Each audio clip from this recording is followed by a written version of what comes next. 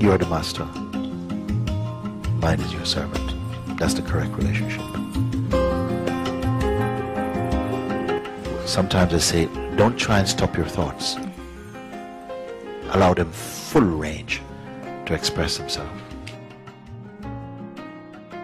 But don't identify. Try and see.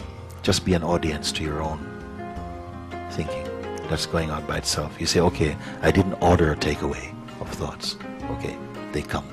Eyes open. Okay. And then something panics and go, oh no, you know, I wish, which also adds to fuel to that fire, because it's like resistance. And it seems sometimes some negative aspect of mind grows with resistance.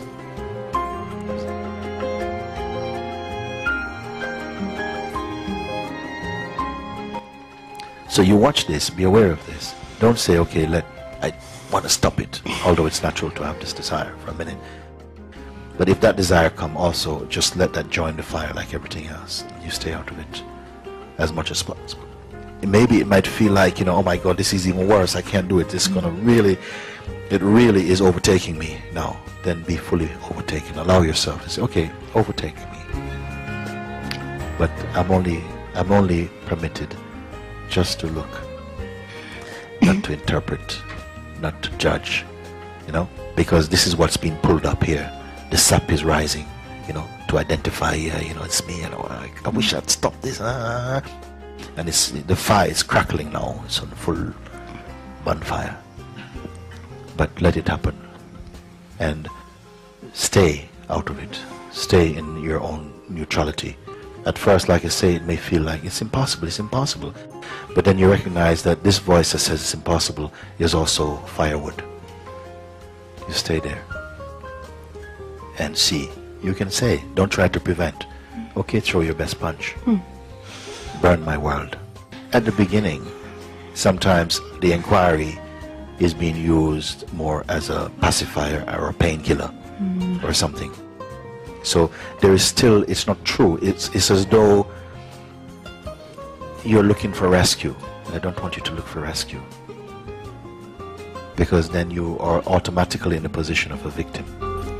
Understand? You're just the eyes looking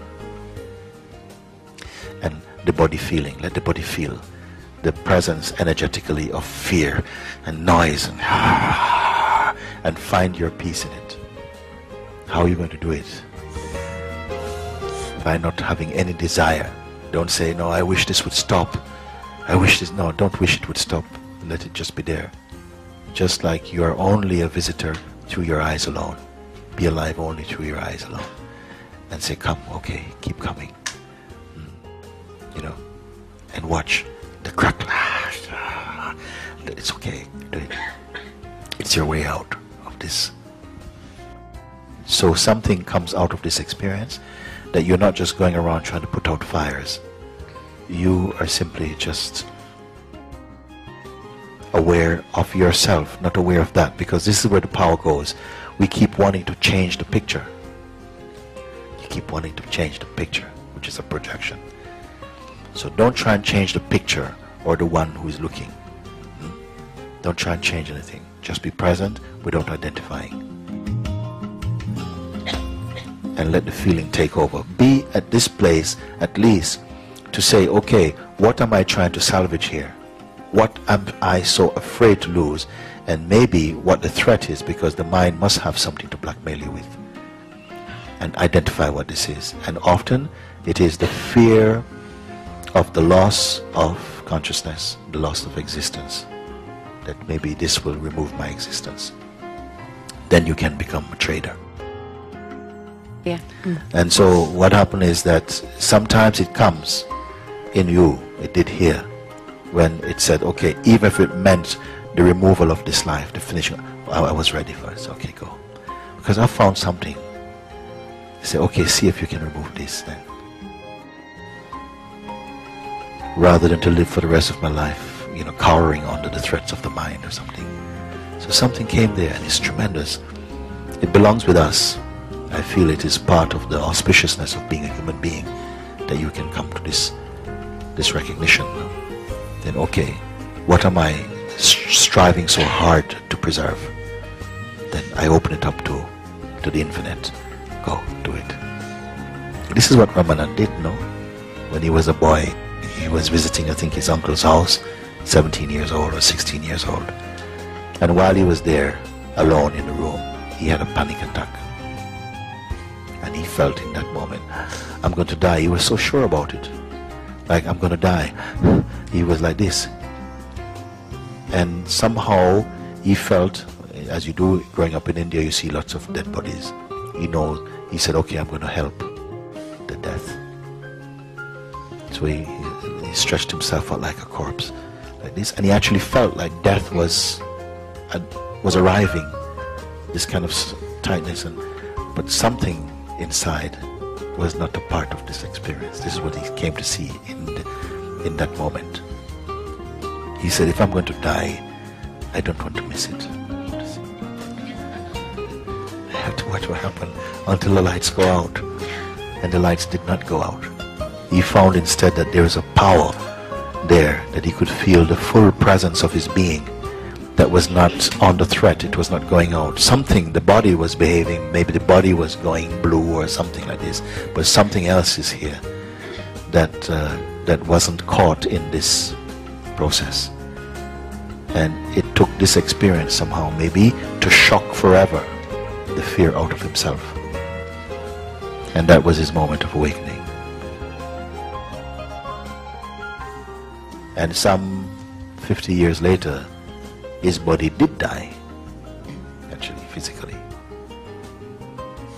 And many wonder, where is he now? What is his state? Because he conquered death then, in fact.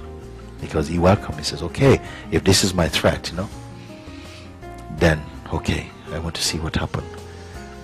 If this body is going to go through a spontaneous combustion, only your socks left, okay, then I want to see up to the last moment how it happened. I want to see what happened.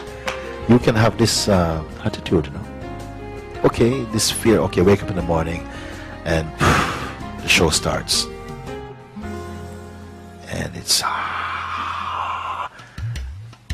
find yourself in this. Say, okay, go on, okay, it's like this. I'm not going to sit there going, oh, it's another terrible day, what am I going to do? I wish it would stop. Oh my God, no, maybe I need to go on a holiday, I need to go to India, I need some satsangs. Or just stay in this moment. Say, okay, come, do it. I can't emphasize more strongly that encouragement to let it go through you, not you go through it, let it go through you.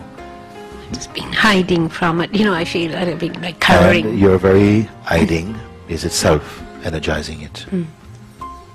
Because because you're looking for mercy for yourself, like, please, sometimes we're praying to the mind, please be good today.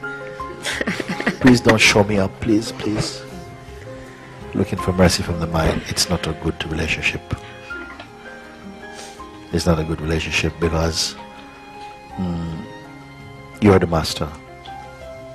Mind is your servant. That's the correct relationship.